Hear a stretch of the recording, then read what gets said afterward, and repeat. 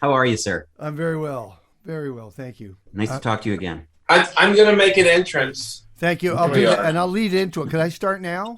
Yep. I'm going to hit record, yeah. Yeah, don't make sure. Hold on a second. Recording in progress. Yeah, thank you so much. Thank you so much. Be like a performer, Scott. Listen to and you'll know when to come in. Here we go. I'm Terry David Mulligan, and this is, once again, Mulligan Stew, CKUA Radio. We're talking to Alberta in this. We're also podcasting, and Bruce McCulloch has joined me again. And the last time, hello, Bruce. Hello, Terry. The last time that I talked to you in that bedroom at the Hotel McDonald, that we were sitting on the bed. Never mind. Yes. I said to you, listen, when you do this Kids in the Hall get together, reunion, whatever, and we're doing our interviews, please bring anybody you want. Just don't bring the diva. Well, and Mr. Thompson, unfortunately, we have with us today. Is he here? Is he in the room? Remember, enter laughing. What were you saying? Enter laughing. Just that you are the soul and the heart of the Kids in the Hall, from your point of view. Oh, good. Actually, right time. Hello, Scott. Nice to see you, Terry David Mulligan. Thank you. We are still upright and breathing. It's astonishing. Where are you? I'm in what used to be a barn. I thought so. In Mill Bay, Vancouver Island, and somewhere just behind me are the stalls. But it's a great place for a studio. Oh, cool. And you are where, sir? I'm also in a barn. Thank you. Yeah. They call it a condo, but it's my bar. I've turned it into... Go finish, Scott. No, just to say, it was a condo, but after 6 months of being here, everything I enter eventually turns into a bar. That's good. That's a worthwhile joke. I'm glad I paused for that. Mm-hmm. I was going to say I'm in a submarine, so if the sound is weird, you'll know why. It is weird. Thank you so much. Yeah. Well, it's nice to see you working the secondary markets. It's wonderful. Secondary markets, that's right. I thought this was the Great Canadian Gold Rush, but apparently not. I was just looking at news of the day, and it said, Kids in the Hall are back. And underneath it said, Bruce, it says, Gene Simmons says rock and roll is dead. Right. So that's your value now, today, Gene Simmons, rock and roll is dead. Kids in the Hall are back. Amazing. I will take 1 minute and tell my Gene Simmons story that Scott has never heard. Thank you. When I was 16 years old, Reed Diamond and I, the original bass player from the Shadowy Men on a Shadowy Planet, went to see KISS play at a nurses' cabaret in Alberta, in Calgary. And we made fun of Gene Simmons, and because they were really hokey, and they had like a little Kiss that was about 2 feet tall. And when he did the blood pellet, and he went and the blood came out in his face, he came down with his big boots, and we were heckling him, and he said, "I'm gonna fucking kill you, kid. I'm gonna get you." And then, no lie, 35 years later, I'm at my house in Los Angeles. We have a long driveway on La Cuesta Drive. I look up at the head of the driveway, and there's Gene Simmons getting out of a black Escalade. And I thought, okay, he's finally come to get me. And where was he going? I think he knew someone who was he was renting a house across the street or something. It was hilarious to me. That is pretty funny. Yeah. And I will say from that awkward opening, Scott, that you can be the diva that you want to be. You can. Oh, we want that. We welcome it. We embrace it. He can't not be. No, and I have definitely said to someone who came up on stage, "I will kill you if you don't get on the stage." I definitely said, "I will fuck you up." Definitely said that. Did Foley show up for the series? Yeah, he was there. Okay. He was actually in good spirits. Real good material. Yeah. What about Kevin? But the funniest thing was we went and we got our heads cast before the show, and it's like I'm getting what? My head cast. And that was, I wasn't reading the call sheet correctly. I should have said no. And I went there and it's like, why are we getting our heads cast? He said, well, because Dave Foley thought it was a good idea. Is Dave getting his head cast? No, but you guys are. So I thought, again, revenge is a dish served cold. He was working on a creative moment. That's all. He was. There was a reason for it, I'm sure. McKinney. But no, he was great in the series. Is McKinney still alive? Really, he's still alive. Is who? You know what's weird? He actually on a Zoom we had recently used the word joy. I've never heard joy come out of his mouth. That was kind of wonderful. Dave did? Yeah. He said joy? Yeah, we were talking about if we should possibly do a second season. He said, I just want to do things that give me joy. It's like, we don't use words like joy. But let's start. Confused. I might need to make another entrance after that one. Joy.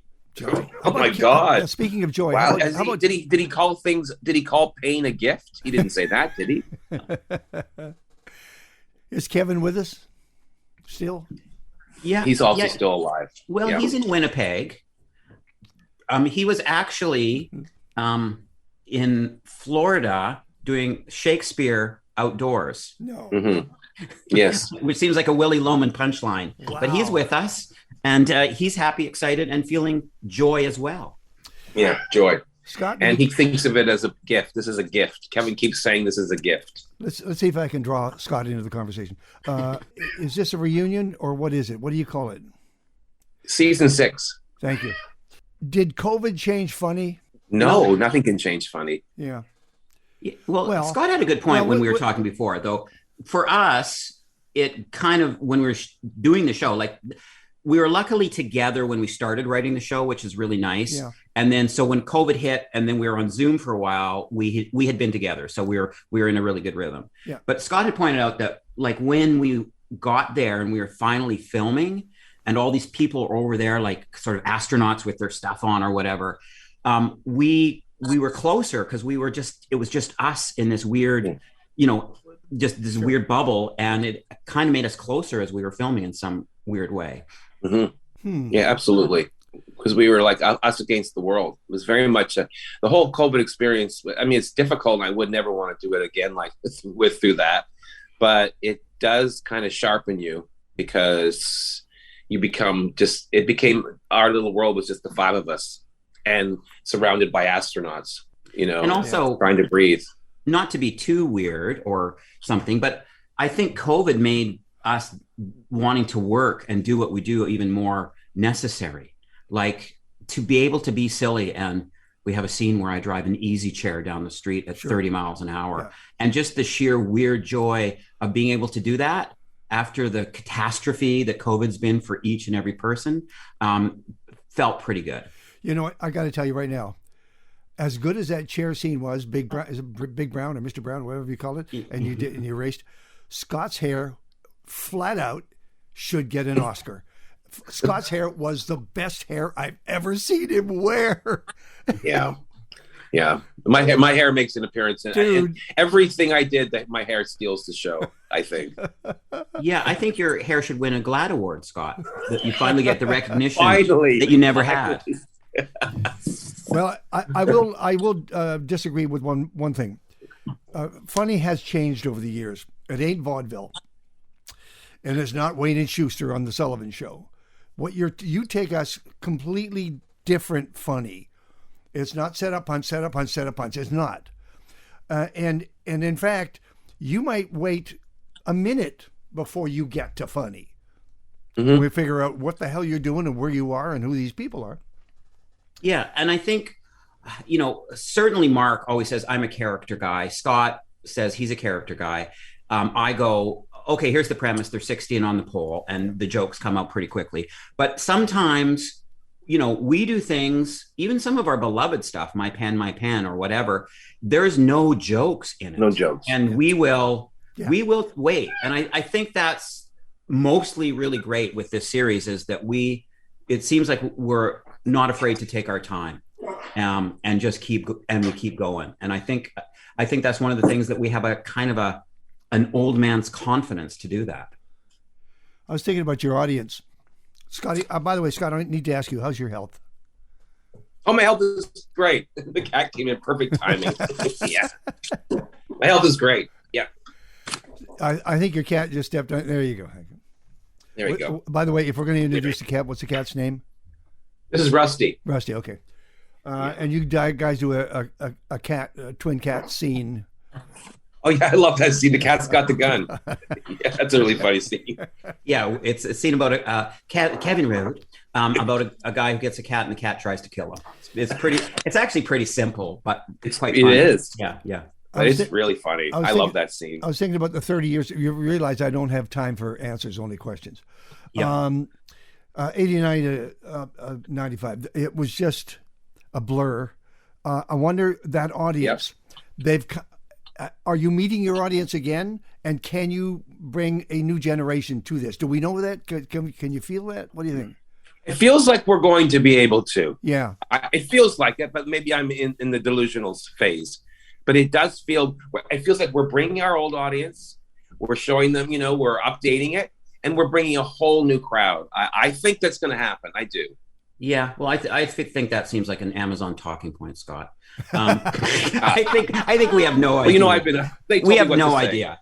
I can tell just by being stopped on the street, or when I post 2 Kathy mugs and I get 400,000 views. Like, I think people are excited. I don't know if the young generation. Yeah, I mean, my son is 15 and he likes us, because weird ideas have no age. So I think weird ideas will hit, and people will embrace them regardless of our external age. Our ideas are still young, because comedy is always young, I think, in some way, or ours is. Scotty, I think we're going to find out, definitely there's been an awful lot of talk about comedy, everybody being ultra sensitive now. I think we're going to find that there's some things that we do that will piss some people off. And I'm certain that will happen. And I bet we don't even know what they are yet. But back in the 90s, didn't you? I don't think we even know. Did you have the same feeling in the 90s that you were going to? Oh, yeah. Absolutely. It came from a different direction, Sure. different directions, but it was still, there's always a certain percentage of the population, regardless if on the right or the left or the center or wherever they are, there's a certain percentage of people that they're wired for outrage. And I absolutely think that's going to happen. Absolutely. There's a lot of finger pointing these days, isn't there? Yeah. And of course, there's TikTok, which I've never seen. I'm not going to go there. Yeah, that's not Game of Thrones, Terry. That's a different thing that you haven't seen. I haven't seen Game of Thrones either. Yeah. I'm sorry. I'm kind of busy. And actually, what I can do is I can see sports, and that's it. I can work and watch sports at the same time. I have to actually make a date with you guys to watch all of these clips.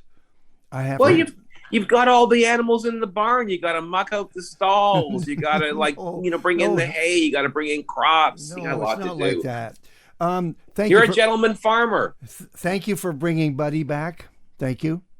Was there a pact saying we're not going to bring any of the characters back, or if you're going to bring somebody back, it has to be a democratic bring Buddy back kind of thing? Well, how'd it work? Well, no, I would never, because me, I was from the very beginning. I was like, I'm bringing my characters back. That's all there is to it. Yeah. Well, and it's funny with Scott, when we would go on tour, he would always go, I'm not doing Buddy Call. I'm not doing Buddy Call. I know you guys need me to do Buddy Call. I'm not doing Buddy Call. We say, okay, great, Scott. And then the tour would get close, and we go, I know you're begging me to do Buddy Call. It's like, no, we don't have to. And then finally, okay, fine, I'm doing Buddy Call. And so Scott kind of has a love-hate relationship with that character, but he says so much that Scott feels that it just has to come out, Yeah. Did Buddy's hair change? No. Is that the same? No, it's exactly the same. It might be a little higher. It is the truth is, what it is better gel. Scott, gel is after he got cancer, he got, he kicked cancer's bum, and then he got a better head of hair, which isn't a reason to get cancer, but it's a nice kind of bonus. Yeah, it's weird. My hair came in thicker than it ever was. And different color. When it first came in, it was all million colors. It was black, it was brown, it was gold, it was red. It was pretty cool. No, Scott, it was cancer colored at first, and then it turned into the color of the hair it is now. Cancer color is that is the color of a bathtub that's had 5 children use the same water. That is cancer color, and that's my family. We would do that. My mother would bathe us 2 at a time, but she would not change the water. There's no question. I do a show called Tasting Room Radio, and I started it in the Okanagan when I was living up there, and I realized that there was no wine show on radio, and I thought that was stupid. So I just started it. That's 15 years ago. And so I also interview chefs, and so the pie and the tart sketch killed me. I'm laughing at 3 o'clock in the morning into my pillow. It is beautiful because it exists. It's absolutely true. Who wrote it? How did it come up? Well, that's a group scene. I mean, that idea came from me, but then everybody wrote that scene. But the characters come from a Mark scene from years ago. And I love those scenes. I love that. That's one of the things we're most proud of. But that scene is, I think it's one of the reasons it's so good in the show is because we did that on stage for quite a while. Okay, yeah. So it was really worked. But Mark, I think Mark was the center of that scene because he of all of us would be the foodie or the guy who like would check out menus before before he went. We were once in a restaurant and sent over a bottle of wine by the owner that Mark tasted and sent back, which I thought, oh my God, you've got some brass ones there, son. You drink it, that swill, it's like, no, not for us. What, do you want something more expensive, sir? So that is us, but I think that's Mark's world more than anything. Oh, that is absolutely Mark. Yeah. I mean, Mark drives that scene. KITH and KITH, The Last Fan. Oh, yeah. That was a hard one to get in. We had a couple of scenes that we wrote before that didn't get accepted, but we finally landed on the Last Fax, which is interesting because I just heard a report on the radio the other day, which was about faxes and how the medical establishment still depends on them. And the legal has to have. And legal. I didn't know that. Yeah. See, I had heard that the faxes, Ontario government was stopping to use the faxes, and I thought that was a great one for us. And I with KITH and KITH, I like that we talked about some other stuff where Scott's Kathy ran the company and stuff, and it's like, nah, we're still in the same place. We're still taking our shoes out of the plastic bag in the morning, and have the same coffee cups. Yeah, we're still. That's right, because we did have one where my Kathy had gone ahead of Bruce's Kathy, and I was the head of HR, and then she got dragged up in an HR scandal. And I hope that we get to do it if we get a second season. But yeah, in a weird way, it made sense for them to have not gone too far. Yeah. I don't know when you wrapped production. Did the slap happen after production finished? Yes, long after, yeah. Would it have had an effect? Would you have found a scene somewhere? Well, it would have given me permission to slap Scott Thompson in a way I really wanted to. Okay. No, I don't think that would have an effect on us. We'd talk about it like everyone else, like, wow, what's happening in this world? Okay. But no, I think we would just have something to talk about. Or so Kevin and Dave would have something to talk about that wasn't goddamn hockey, What did Lorne Michaels bring? I mean, I go back with that Lorne Michaels to that whole terrific hour, that whole thing that he did way back when he was trying to have comedy liftoff in Toronto, CBC. And they show it in the doc too, which is cool. Yeah. In the doc, absolutely. We'll get to the doc. Absolutely. So what did he bring? How did he affect the final product? Other than money. Yeah, well, he gives us he always gives us space. It's the opposite. Having worked at Saturday Night Live, he's all over everything and says, I'll take 40 seconds out of that scene. He didn't do that. He always, for us, knew that he needed to book the studio time so we could go in and jam. And so that's what he's always done for us. And so he helped just set it up and protect us and make sure we were okay. Sure. Which is what he's always done. And he knew that we were 5 ferocious beasts that didn't need a very specific thing from him other than kind of nurturing. Yeah, he let us play, and he would occasionally come in when it was needed, like in the documentary when we talk about the first taping of the pilot and Lorne carving us all, a new asshole in between the two shows. That was very needed. He needed to pull out that angry coach and basically shame us. But that did not happen very often. But that was one where Lorne just said, no, they need to understand what's important and what they need to do.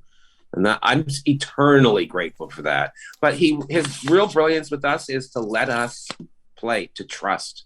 He trusted us. How did you like the rollout of Schitt's Creek and its effect? Well, I had done another show, Young Drunk Punk, at the same time. Sure. And I remember like I was going to my one radio interview that I got for that one and just seeing billboards everywhere and bus things everywhere and going, oh, I guess that show is going to do a bit better than my show. But, it was a weird show. I directed one season of that show, season 4, but it's like, it took forever to kind of hit in the States. And I do feel like it was almost like a COVID thing. There's something comforting about it. And it may have exploded just before COVID. I may be wrong in terms of my timeline, but I do think that there was, all of a sudden, it was this odd tipping point where, you know, my managers are going, wow, you did Schitt's Creek, Bruce. That's a big thing. It's like, yeah, I told you that I was doing it about a year ago. So it's odd how it exploded late. It's like a bomb that exploded late, I think. Did it get you? Yeah, I think it was kind of like Ted Lasso, too, the two of them. They were two funny comedies, but they had this heart that people seemed to need at the time. And I think that's why it exploded late, which is interesting because they exploded and then they left. It's weird. So then stay with us, Scott. What do kids bring? What are they bringing? Are they bringing heart? Are they bringing... Oh, no. No. Funny. Hope? Are they bringing hope? I think so. I mean, I think the fact that we're still out there is the thing. That I'm still doing Gavin, and I'm still trying to write Gavin jokes, and we're still at it. I think that's the important part. I always, think we're analogous with blues musicians who, there can be 100 people there, 1,000 people there. We're just going to play. And so I think the fact that we're still alive, as we all are still alive after this, is the thing. Yeah. Scott, do you feel alive? You're frozen. You're frozen. So now. I guess that is hope, isn't it? I guess it is hope. You froze there for a second. Bruce is frozen. I'm not frozen. You're frozen. No, you're frozen. You're frozen. There he is. He's unfrozen. And you're cold. Yeah, you're cold. Get down. Don't worry, David. I can edit that out when I edit this, like I always edit all your things. Excellent. The documentary. I mean, there's lots of footage, obviously. Did you have any say in the final cut, or did it just show up as your documentary? Well, they sent it to us at first, and then I saw I sent to the director, and I said, I have no notes, and he said, wow, you love the documentary. That's so great. I said, no, I didn't watch the documentary. I just have no notes. Meaning it was something that Mark's brother and Reg, who's a really great guy and a great documentarian, it's their thing. Go do it. And so, I cut a couple minutes out after having seen it twice, but there's a few things like that. But it was something for them to go do because we didn't want a vanity project in any way. So it's sort of warts and all. Yeah. Gary Campbell stopped by for a drink, Scott, after the documentary last night. Did he like it? Yeah, he did. But it's like, yeah, you guys can actually be even meaner than that. It's like, yeah, of course we can. But we didn't have we could have had say, but I don't think we wanted say. Yeah, like I watched when they first showed me the first draft, the first cut. I watched it up until it got a little heavy, and then I couldn't watch it anymore. And I said, I'm going to watch it in the theater with the five of us. And so that's what I did as well. I went, I don't want to watch this stuff right now. But I'm very pleased. I was very happy. I didn't see it really until Texas when we watched it at South by Southwest. Considering, but no, guys, considering the whole Rivoli beginnings, even before that, the fact that you found each other is just phenomenal. It is. It's totally luck of the draw. Well, it's absolute luck. Yeah. And I think also because, young men are so arrogant, or they don't even understand and process their lives as they move through them. I think our importance to each other has really taken years and years, and as the doc says, I first understood it after Saturday Night Live because I'd sort of failed there and I didn't get along with these great comic minds. And it was like, oh no, these are my four wives. And, but it is a miracle we found each other. And we sort of talked, the documentary does that. I don't think it would have worked without one of us, No, absolutely. I will offer a $20 Canadian bill to the first performer, Kids in the Hall, that somehow gets my name into a script. If you could, just as a reference point. Being absolutely an icon. Thank you. $20. Yeah, okay. I've written it in many times, and it's like mean old bastard Terry David Mulligan. Yeah, and people just say we're not going to buy that from him. He's a nice guy. Apparently, I have to wrap this up. Here's the thing: I need a message from the both of you for the youth of Canada, please. Keep going. It's going to be fine. I have teenage kids. It's hard to find your place, but you don't have to do it in a hurry. Yeah, like your youthful figure might fall, but your youthful mind doesn't have to. God bless you. Give me a Jimmy Durante wave as you go, Bruce. Thank you so much. Thank you, Terry. Thank you, boys. Thanks, Terry. Nice to see you. Be well. Recording Bye-bye. stopped. Yeah, I know. I got to leave now. I know. Bye. Bye.